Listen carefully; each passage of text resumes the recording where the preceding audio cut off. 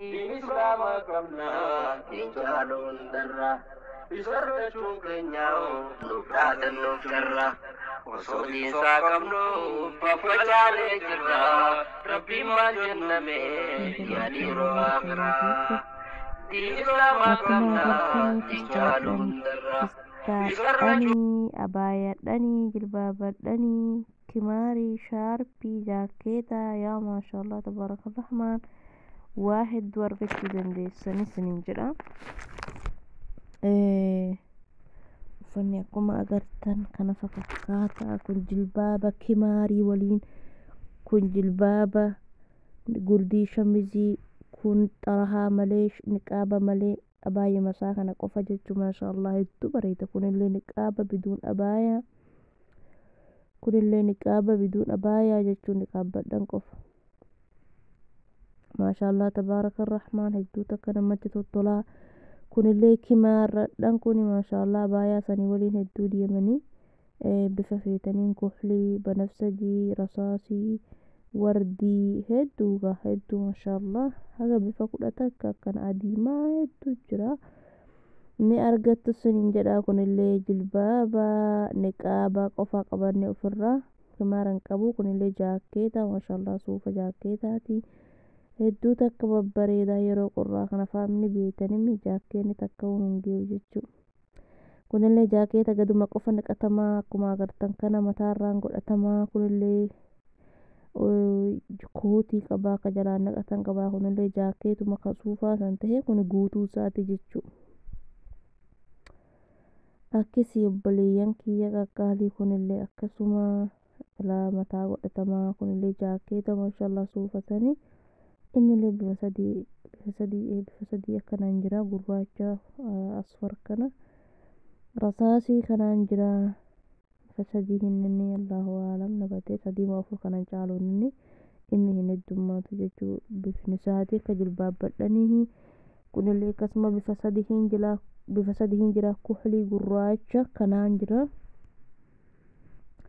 kunillee fistaana min fooq aswad min tahat من فوق أحمر من تحت أسود من فوق أخضر من تحت أسود. شاربي قبا وشاربي تكو. كون اللي فستانا حزام قبا كون اللي فستانا حزام قبا سننجرا ما شاء الله. قميصين كون اللي خجرار اللي خيرار اللي هدو نمت الهبان ما برفولين تردرتي هدو نما حوتا هدو تقدس نما جدا وروني طلبتشو بربادن سريت مقاسا كيسر ركزدني وطلبتني akkuma isin jaalattanii isinii dhufaa jechuu biduun ayyinaaqis inshaallahu taala. Kunillee qamiisumaa ka irraa qofa. Kunillee gurdii hin qabu. Kunillee jilbaaba maashaallah kimaar isaallee qixxee jilbaaba isaa hidhiirata. kunillee jilbaaba gurdii shamizii kimaara niqaaba. Kunillee jilbaaba abaayaa fi kimaara dhiiraa qaba. Kunillee jilbaaba magribiiti niqaaba qaba gurdii shamizii. kunillee abaayaadha siniin jedha obboleeyyan kiyya qaqqaalii mulawwan jechuu min kulli loon inshaallah mutawaffir. akkisii sabskiraayib godhuu hin dagatinaa. sheerii godhaa, laayikii tuqaa, yaada gaggaarii namaa kaahaa, nama jajjabeessaa, amilee namatti horaadha. waa takkallee namarraa hin fudhatu. sinirraallee hin buusu, sinirraallee hin fudhatu. waluma jajjabeessuu, waluma guddisuu kanuma faqad yaani maa laa aktar. waluma jajjabeessu malee wala riyaala sin gaafatu wala riyaala nan gaafatu. laayik daawwachuun keenya oolle laayikii tuqxaa, sheerii gootaa, sabskiraayib gootiin tahaa mawduu hina yaani moo aktar min haadha. akkisii saniif wal gargaaruu wal jajjabeessuun yaani aadii yaani nama hin beekne irrattuu nama afaan isaa hin beekne irrattuu yaani dasuma nuun jedheef tuqaa oolla jechuu. kunillee dasuniin jechuudha bullee yaani nama kiyya afaan koo haasahaa jettee waan ani irraa haasahaa jiru kana waan fahamaa jirtuuf waan sii galaa jiruuf goota jechuu. ka waan inni hojjetu sun ilaalleetuma wanni inni jedhu sunuu nuun galii yoo nu arrabsaa jiraate kanumatti tuqnee bira tarraa. saniif obboleeyyan kiyyaa kana fakkaata. wal guddisuu wal jajjabeessuun aadaa nuu haa ta'uu. kaasota waan mufiida yookiin waan faayidaa qabu kan namni keenya sheer waliin godhu sinii gala.